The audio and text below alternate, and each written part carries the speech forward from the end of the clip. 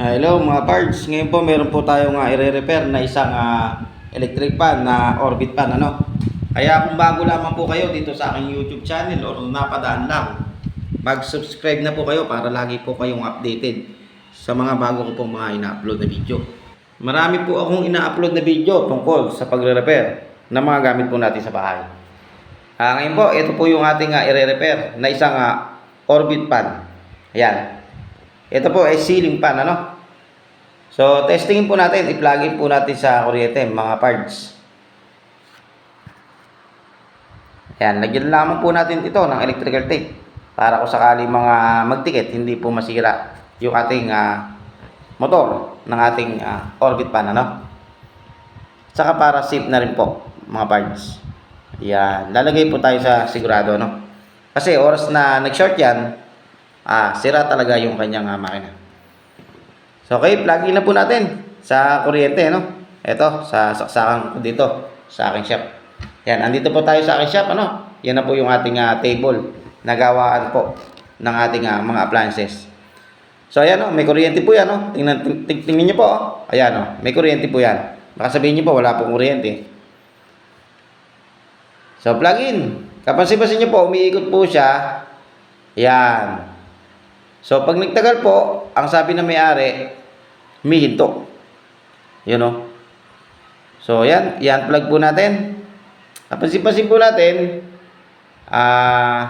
mukhang free wheel naman po siya, Pero bakit kaya humihinto itong orbit fan na to pagka nagtatagal? So, panoorin niyo po yung video at tapusin niyo po nang makita niyo po kung ano po yung dahilan kung bakit humihinto yung ating mga electric fan sa bahay or kahit saan pa man, Ayan. Mabilisan lang po itong upload natin at mabilis ang panonood lang. Matututo ka na sa pagre-repair ng mga ganitong gamit nyo sa bahay. So, ano pong gagawin natin?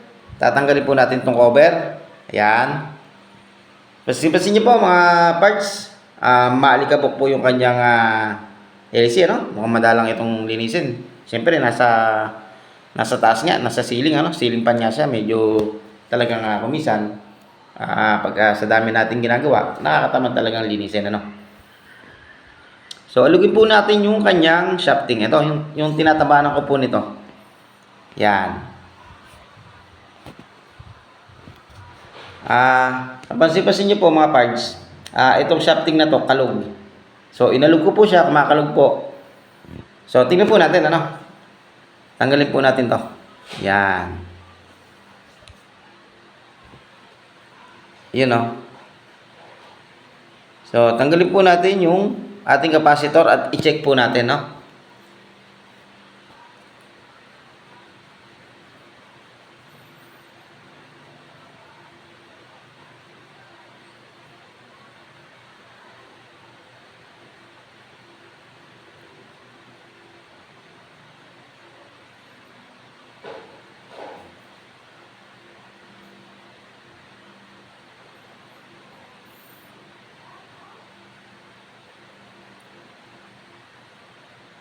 So, ayan.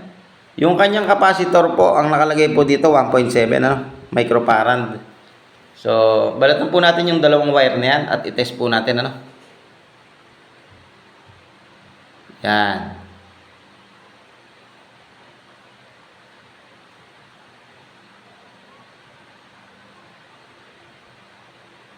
Ayan po.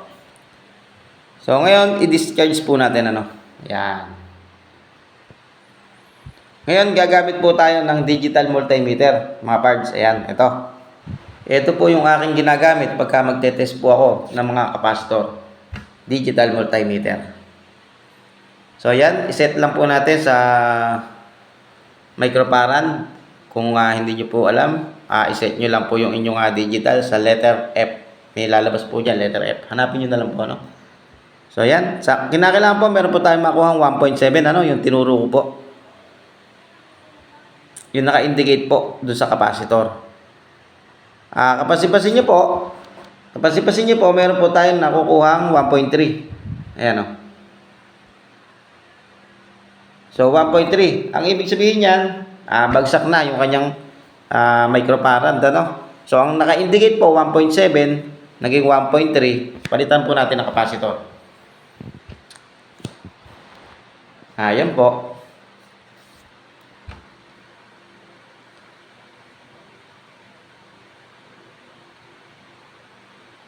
Ngayon, natanggal ko na po yung cover.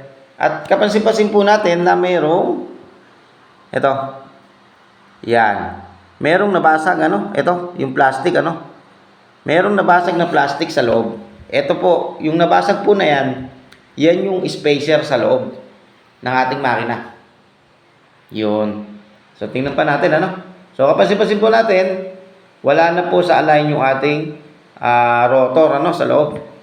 So, maluwag na pong hilahin yung shafting. So, dapat po hindi ganon. Dapat may bagyang allowance lang, So, ang gagawin po natin, babaklasin po natin to. Mabilisan lang po yung ating video.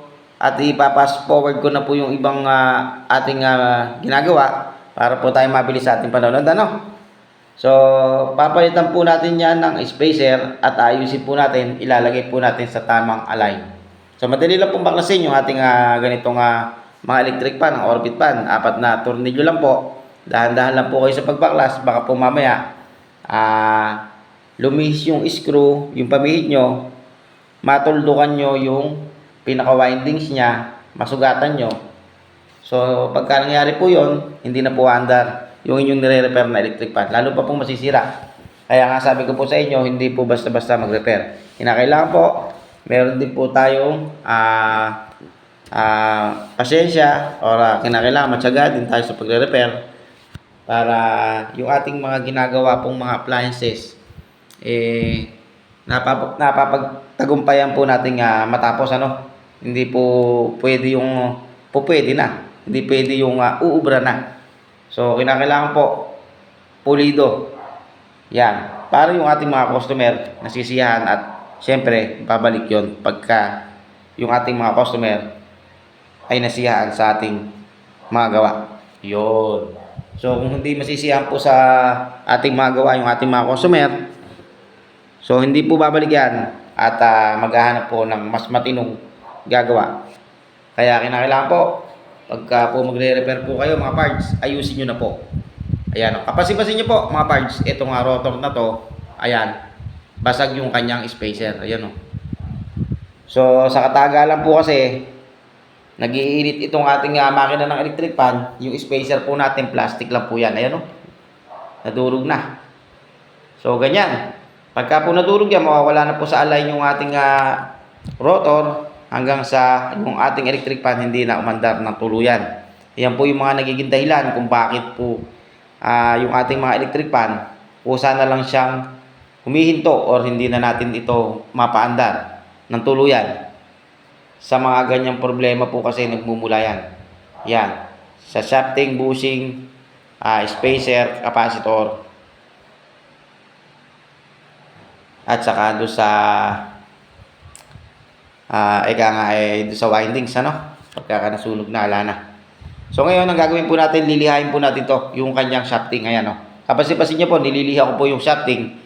Bakit ko po nililihain? Para pumapalabas po natin ng maayos to. Ayan. So ngayon, ang gagawin po natin, mga parts, kakapailan po natin to, yung mga dulo niyan. So pagka may naramdaman po tayo malalim na gahe, wag na po natin itong gamitin, yung kanyang shafting, palitan na po natin ng bago. Para hindi po tayo mabackjab. Saka itong bushing, papalitan din po natin yung dalawang bushing po na yan. Saka lalagyan po natin ng langis yung mga shafting, saka yung pinaka-foam ng ating bushing. At syempre, itong capacitor, papalitan din po natin. Ayan, ngayon, so ang gagawin po natin, wala naman po masyadong malalim na gahe. Kung po pwede pang makuha ng lihahin na lang po natin ng pino, yung 1,000. So baguhin po natin yung spacer. Ayan. So yung spacer po na yan, i-align nyo din po, yung tamang sukat. So lagyan po natin ng langis yung ating foam doon sa bushing. Tigmakin po natin ng langis, Ayan. So yan, pati yung ito, titigmakin po natin ng langis yan. Bababa rin po natin ng langis yung pinaka-foam niya sa loob. Para nang sa ganon, Kahit po matagal nang umaandar yung ating makina, meron pong magsusupply ng langis sa ating shafting at bushing. So yan, ibalik na po natin yung cover ng ating makina at testingin po natin Ayan, pati po yung tornilyo, ibalik po natin. Higpitan lamang po nating mabuti para yung shafting at bushing ng ating electric pan umalain po ng maayos. Ayan.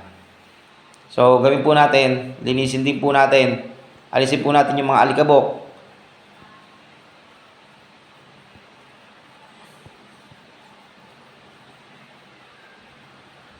So, pagka ganitong orbit pan,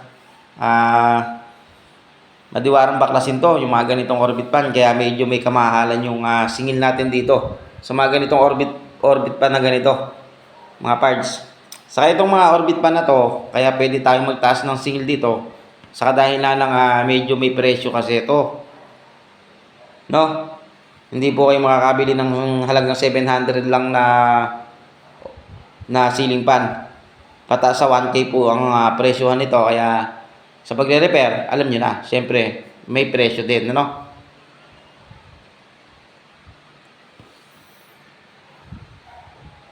Yan mga parts, pasensya na po kayo, inalis ko po yung sounds ng ating ginagawa. Sa kadahilan ng habang ako po ay nagre-repair dito sa aking shop, tumutugtog po yung aking speaker. Ngayon po, isaksak na po natin sa kuryente. Kapansin-pansin po natin na maganda na po ang iikot ng ating electric fan, no?